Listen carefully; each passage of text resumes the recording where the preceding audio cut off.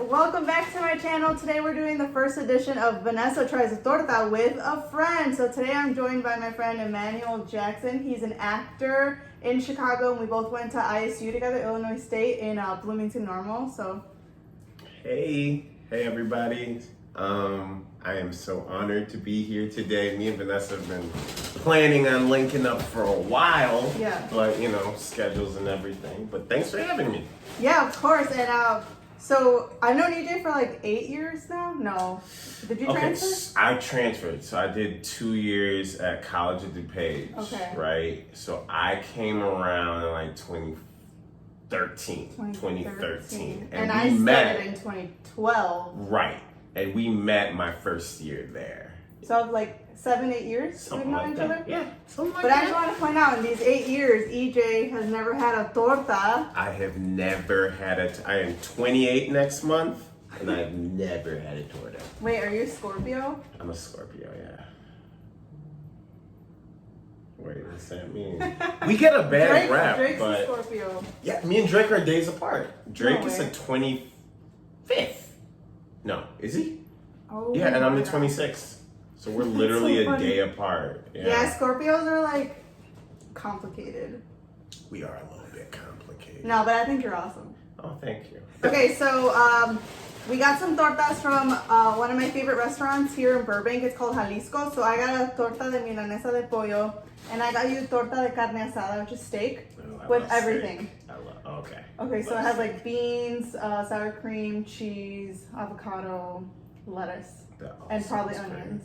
That all sounds good. Okay. I'm not a picky eater. You're not? So, yeah, I'm not at all. That's I'll try awesome. anything once. We got that salsa verde right here. That's like the hotter salsa too, right? Yeah. Yeah. We got the horchata. Horchata. Is that how you pronounce it? Horchata. Horchata. But okay. you know, there's Vanessa some got- horchata in this house. Vanessa got jokes. And then we got some topo chico just in case. I'm learning so many new words. You're learning so much. Some zanahorias. And then our tortas. Oh man, they didn't give us limones. My limon? Sí. We're gonna get some limon. But first, let's unpack this. It's big. Oh my gosh. What do you think? First impressions. 3-course meal all packed in one. 'Cause it's So good. yeah. So let me tell you how we Oh. prepare it. We're gonna open this. Okay. Oh, that looks amazing. Alright.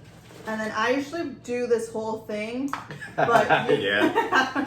you do what you gotta do. Okay. Pull a little spread. I've had this salsa before. Right. It's like the same salsa that for like chips and dip. Yeah. And let me go get some limones really quick. It looks really good. I can't wait to take a first bite into it. Okay. Alright. And then you got a limon. Yes. And then when you're done, you cover it back up. I'm so excited. I know. I'm excited too. I've never had one of these. Okay. Yes, EJ. Then you pick it up and you put it in your mouth. Alright, we're gonna go at the same time? I actually kind of want to watch you. Is that creepy? Okay. I want to see your first bite. Alright.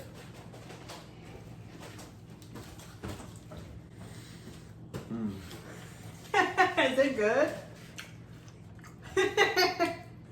What did I tell you? Is it Oh my amazing? God, yes. Mmm. I don't know what it's comparable to. Isn't it huge? Ew. So EJ and I were acting majors at ISU. We got to do a really cool play, like right before we graduated. We got a little Yes. something here. Of course. Yeah, It's gonna get in the beard. It's going The to. play was called Stick Fly, Stick fly, yeah. and it was a cast of like 6 or 7 of us. Yeah. So it was me, EJ, Hananiah, Anastasia, Timmy, Jamie. Jamie. That's it, right? And then our director was Lamar. Hawkins. Lamar Hawkins. Shout out to Lamar Hawkins and the Hawkins family. Leroyce Lamar. yeah. That was such a fun show. It really was. We played boyfriend and girlfriend, which was super fun. We like laughed the whole time. So Stick Fly, the main premise of it was this upper middle class African American family, and there's two brothers. My character Flip, and then Tim's character. I don't remember. I can't remember his name. I know I played the only white character, Kimber. Yeah, Tim. What was Tim's character's name? I can't remember. Flip and... Anyway, it's two brothers, and they are bringing their significant others home to meet their parents. Our story was like, I'm bringing home a woman that is not black, and being nervous about how the family's gonna feel about that. And then also... And I feel like your character also was kind of like scared of commitment. Yeah, he was kind of a playboy. He loved Kimber, but then he like didn't know if he wanted to commit. And I think that also plays into like the relationship his parents had. Right? Yeah, absolutely. So that was a fun show to do. It really was. Great Especially writing. for like our last show, because that last semester they did like a Latinx show, and I was at the time the only like Spanish speaking Latina on campus, and they cast the lead roles with white people. Because when they did Bocon.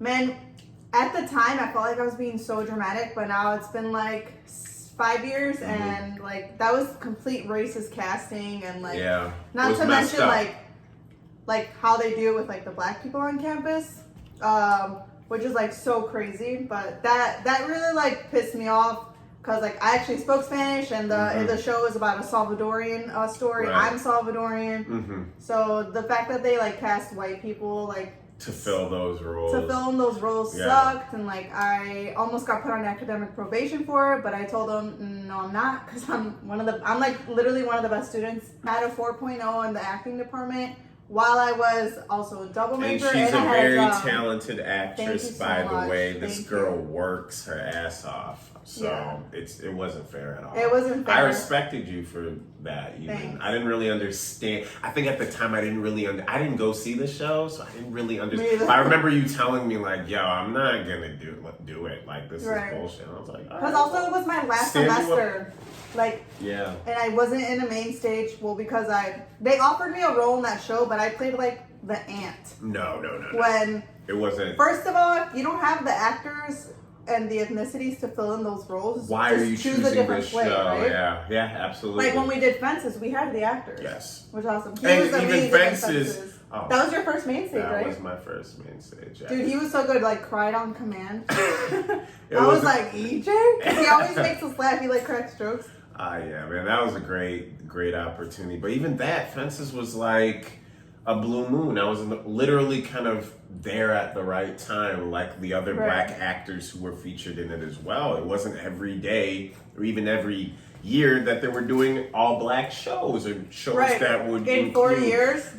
They did that one show. You see what I'm saying? So like I really got great opportunity, absolutely, but it's still like, come on, we gotta do better. I feel like in a sense, ISU kind of fucked us over a little bit with not telling us a lot of stuff about how to make it in this industry. They just like, here, read this Shakespeare play, but they were like, hey, this is how you submit, this is how you do this is how you do that. Yeah. You just signed with Great Talent. Yeah. Congratulations. Thank you so much. How do you feel? How was that whole process with like getting an agent and stuff? Very difficult. So you graduated in 2016. Let me tell. Recently, a friend of mine actually recently auditioned for, but she's like 22, 23, so pretty much right out of undergrad. And I got it, and we auditioned at the same time. She didn't get it, and she was super upset. And I'm bringing that up because I want to talk about my process to getting an agent. It took a while, you know. Out of undergrad, I submitted to everybody in the Chicago, right? And I heard back from almost nobody. Really? No callbacks? No callbacks. You know, if you think about it, I'm 28 next year. I didn't get an agent until I was 25. So it was like 2-3 years before I got an agent. And when I finally got auditioned for an agency, I totally bombed with Lori Lenz. I got an in-person audition. Totally bombed Timmy was it. with Lori Lenz, right? Yeah, he got it. I did not. And I really started to question, like, oh my God, maybe I'm not good enough. Maybe I shouldn't be doing this. Right. Like those thoughts that are coming into right. And then some months later, I get a call from Gill Talent. And Gill and Hayes? Gill and right? Well, they're now just Gill. Oh, the Gill drama. and Hayes. Yeah, Gill and Hayes broke up, so now there's Hayes and there's Gill. It gets even thicker than that. So I signed with Gill, and I'm not barely getting sent out. It's not the greatest experience. But then my agent, particularly the person that was representing me, decided to break off and start her own agency. So she's like, hey, your contract is now void. You can re-sign with Gill, or you can come along with me as I start Promote Talent Agency. Oh, and because I auditioned for her and she looked out for me, even though I wasn't super happy, I was like, well, this is the one person that gave me a shot. Right. You know, I needed to still take more pride. A small agent is better than no agent. Exactly, and it took me so long to get an agent. The process. So I was like, okay, I'm going. And then I was between Gill and Promote was like 2 years. I was with them, but at the end of the day, there just wasn't much of a relationship there, and there was no consultation as to where, filling me in on how to mold my career and how to grow in the industry. Exactly. And communication was really bad. So after 2 years, I did get my first TV role with Promote, so that was great. You were on I'm very thankful PD? for Chicago Fire. Yeah, I had a co-star role on that. That's so 5 cool. lines, 2 scenes. It was really cool, You get that money. Yeah, and it paid well. But that's awesome that you got an agent. That's Yeah. super cool. I had a hard time getting an agent too after I graduated. It took me 2 years. And then I had auditioned 2 years ago with Lily's Talent. I signed with them, and then unfortunately I just didn't feel like I was headed where I wanted to go, so I ended up auditioning this past, during the quarantine, I auditioned for Big Mouth Talent. Right. And then I'm signed with Big Mouth, which is crazy that I didn't think I was going to get signed because it's quarantine. It was over. I hate doing self-tapes because I feel like I'm so awkward sometimes. I feel like in person, it's you know what I mean? Yeah. They could tell you're that. I hate auditioning regardless. I hate auditioning. Regardless, but it's part of it. But yeah, any actors starting out, don't take it inwardly. I think not getting an agent right away was one of the biggest wake-up calls to this is acting and it's passion and it's this art form, but at the end of the day, it's a business. They want to sign people who they feel they're going to make money off of. So if you don't really have a resume, which at the time, neither of us did, you just done college plays. Yeah, sometimes, unless they feel your audition is, I guess, out of this world and they want to take a chance on you, you might not get it right away. But that's not a reflection of, the success you can potentially have. But it is, something you got to grow. And it's all about luck, too. And a little bit of luck, too. And who you know. But we've all experienced success just from hard work, so... I think one of the biggest things too. Sorry, I'm still eating. Oh my God. Is I'm eating too. I'm almost you done. gotta try not to take things personally, and that's something I have to learn the hard way. There's still some stuff that I audition for, and if I don't get it, I'll cry. But the next day I'm good. I'm a bad bitch. Mm-hmm. But yeah, you just can't take stuff personally, and I think getting rejected so many times in college really helped me. I feel like only a few of us are still acting from our grade. I think we were talking about that a while back. And we went to college with some very talented people Yes. who I'm not even seeing them doing stuff anymore. Yeah, honestly, there's a handful of us, that are still doing it. Yeah.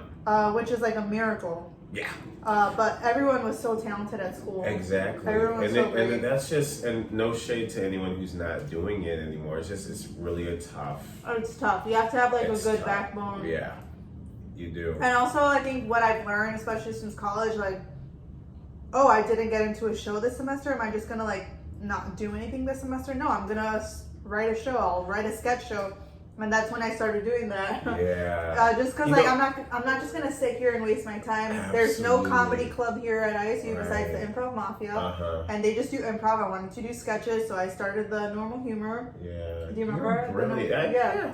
And then we just did sketches, and that kind of flowed into like once I graduated. Okay, I was auditioning for agents. I didn't get an agent soon, so I'm like, I started taking more classes at Second City because I did the teen program at Second City, so I've been there for a really long time now. Yeah, and then I just started like, I'm just gonna write my own show, and eventually I figured out like who I know or like how to like submit shows, and I just started doing that, and then eventually I like created my own production company, which is like super cool. And that's all because I'm not getting cast in others. I get cast in some stuff. I've been lucky to get like for the first 4 years from May. When did we graduate? May 2016. Yeah.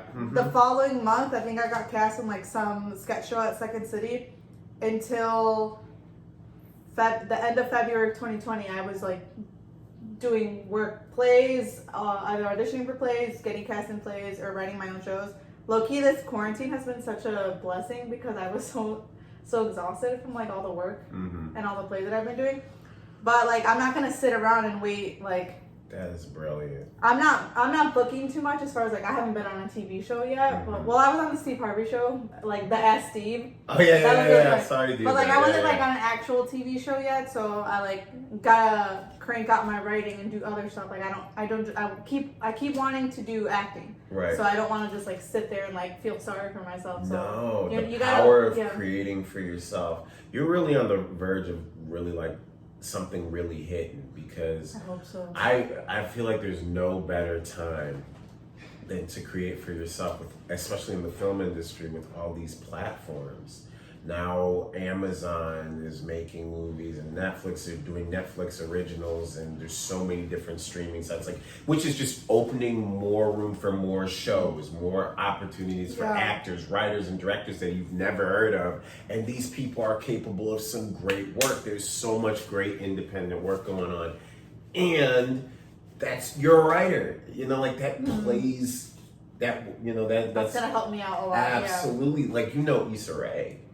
Yeah, she started on YouTube. She created a very low budget, web series called Awkward Black Girl.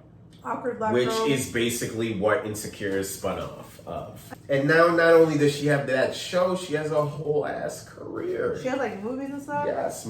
Shout out to Issa Rae. Shout out to Issa Rae. I really think you definitely have that about you. So you're going to continue to write. And she's a great writer. Oh my God. Oh yeah, he's come to a couple of my shows and they're in Spanish. Exactly. And he still laughs, so that's how you know it's doing good. Exactly. Yeah, that last one, I didn't understand any of it, but I was still able to pick up on the humor, and that just translates to your great vision and your great writing. And damn, that's why you're my boy. Yeah, she's brilliant, y'all. And you're just gonna continue to do great things. You are too. Such a good actor, dude. When I saw him in Fences, I swear he like made me cry. That scene where you're fighting with the dad. Oh man. It's like you and Hananiah, right? Yeah. Oh my God. Also Hananiah, shout out to them. They're so amazing. Yeah, oh my God, you made me cry in the scene where you're fighting with your dad. Oh, so good. Super talented. And you're doing like a lot of film type stuff. Like I just did a independent project called Blue. It's on Vimeo. Look me up on Instagram. Oh yeah, what's your Instagram? I'll put it on the Young and Inspired _27. So yeah, look me up, follow me. I always post what I'm working on there. I just did an independent film called Blue with a young actress from LA named Morgan Corden. She is the lead and she does a brilliant job, and we shot it over quarantine. So it's like I shot the one scene I was actually in over video chat with her.